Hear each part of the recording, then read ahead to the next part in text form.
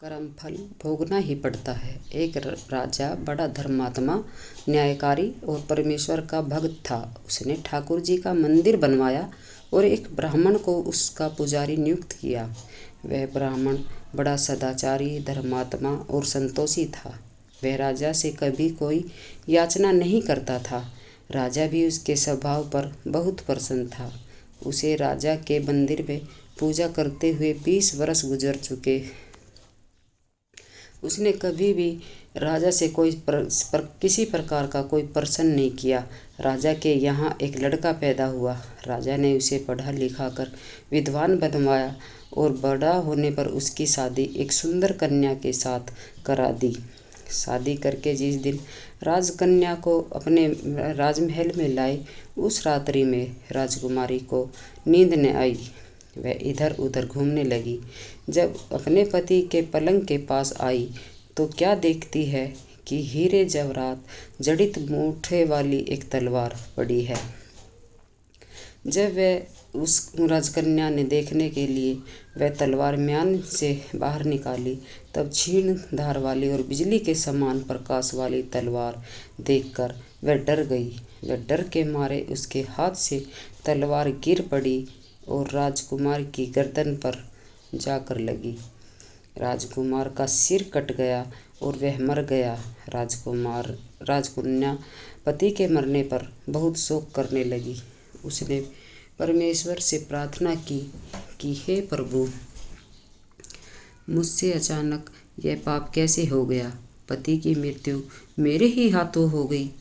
आप तो जानते ही हैं, परंतु सभा में मैं सत्य न कह सकूंगी, क्योंकि इससे मेरे माता पिता और सास ससुर को कलंक लगेगा तथा इस बात पर कोई विश्वास भी न करेगा। प्रातःकाल में जब पुजारी कुएं पर स्नान करने आया तो राजकन्या ने उसको देखकर विलाप करना शुरू किया और इस प्रकार कहने लगी, मेरे पति को कोई मार गया। लोग इकट्ठा हो गए और राजा साहब आकर पूछने लगे, किसने मारा है। वह कहने लगी, मैं जानती तो नहीं कि कौन था, परंतु उसे ठाकुर जी के मंदिर में जाते देखा था। राजा समेत सब लोग ठाकुर जी के मंदिर में आए तो ब्राह्मण को पूजा करते हुए देखा। उन्होंने उसको पकड़ लिया और पूछा, तुमने राजकुमार को क्यों मारा। ब्राह्मण ने कहा, मैंने राजकुमार को नहीं मारा। मैंने तो उनका राजमहल भी नहीं देखा है। इसमें ईश्वर साक्षी है। बिना देखे किसी पर अपराध का दोष लगाना ठीक नहीं। तो कोई पूछे, बार बार विचार किया जाता है, ब्राह्मण निर्दोष है। परंतु बहुतों के कहने पर राजा ने ब्राह्मण से कहा, मैं तुम्हें प्राण दंड तो नहीं देता, लेकिन जिस हाथ से तुमने मेरे पुत्र को तलवार से मारा है, तेरे वे हाथ कटने का आदेश देता हूँ। यह कहकर राजा ने उसका हाथ कटवा दिया। इस प्रकार ब्राह्मण बड़ा दुखी हुआ और राजा को अधर्मी जानकर उसको देश छोड़कर जाने के लिए कहा। वह खोज करने लगा कि कोई विद्वान ज्योतिषी मिले तो बिना किसी अपराध हाथ कटने का कारण उससे पूछे। कैसे भी चुप रहे और अपनी स्त्री को कुछ भी नहीं कहा। तदंतर वे अपनी गद्दी पर आकर बैठ गए। ब्राह्मण को देखकर ज्योतिषी ने उनसे कहा कि यह ब्राह्मण देवता कैसे आना हुआ। आया तो था अपने बारे में प्रश्न पूछने के लिए, परंतु पहले आप अपना हाल बताइए कि आपकी पत्नी आपकी जुबान से आपका इतना तिरस्कार क्यों करती है, जो किसी से भी नहीं सहा जाता और आप सहन कर लेते हैं। इसका कारण यह है कि यह मेरी स्त्री नहीं, मेरा कर्म है।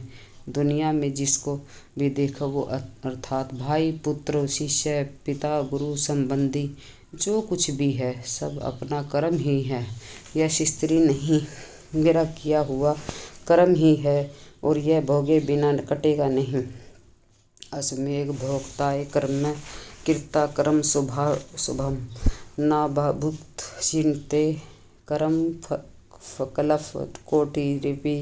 अपना किया हुआ जो भी कुछ शुभ अशुभ कर्म है वह अवश्य ही भोगना पड़ता है। बिना भोगे तो सैकड़ों से करोड़ों कल्पों के गुजर जाने पर भी कर्म नहीं टलते। इसलिए मैं अपने कर्म से खुश हूँ और अपनी स्त्री को ताड़ता भी नहीं हूँ, ताकि आगे इस कर्म का फल न भोगना पड़े। अब महाराज, आपने क्या कर्म किया था, सुनिए।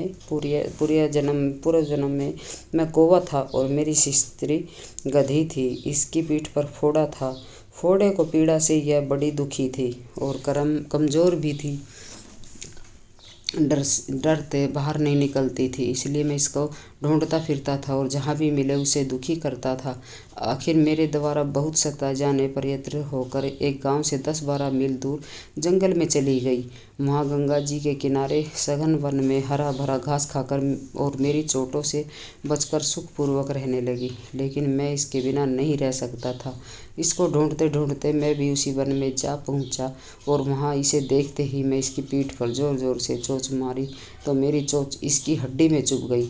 इस पर इसने अनेक प्रयास किए, फिर भी चोंच न छूटी। मैंने भी चोंच निकालने का प्रयास किया मगर न निकली।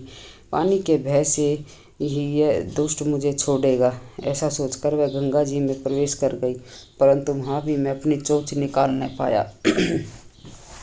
आखिर मैं यह बड़े प्रवाह से प्रवेश कर गई। गंगा का प्रवाह तेज होने के कारण हम दोनों बह गए और बीच में ही मर गए। तब गंगा जी ने के प्रभाव से यह भी ब्राह्मणी बनी और मैं बड़ा भारी ज्योतिषी बना। अब वही मेरी स्त्री हुई जो मेरे मरणोपरांत अपने मुख से गाली निकालकर मुझे दुख देगी और मैं भी इसके पूर्व कर्मों का समझकर सहन करता रहूँगा। इसका दोष नहीं मानूंगा क्योंकि यह किए हुए कर्मों का ही फल है, इसलिए मैं शांत रहूँगा। अब अपना प्रश्न पूछो। ब्राह्मण ने अपना सब समाचार सुनाया और पूछा, अधर्मी पापी राजा ने मुझे निरपराध का हाथ क्यों कटवाया? ज्योतिषी राजा ने अपना हाथ नहीं कटवाया, आपके कर्म ने ही आपका हाथ कटवाया है। किस प्रकार? पूर्व जन्म में आप एक तपस्वी थे और राजकन्या गो थी तथा राजकुमार कसाई था। वह कसाई जब गो को मारने लगा तब गो बेचारी जान बचाकर आपके सामने से जंगल में भाग रही थी। पीछे से कसाई आया और आपसे पूछा कि इधर कोई गाय तो नहीं गई? आपने प्रण कर रखा था कि झूठ नहीं बोलेंगे।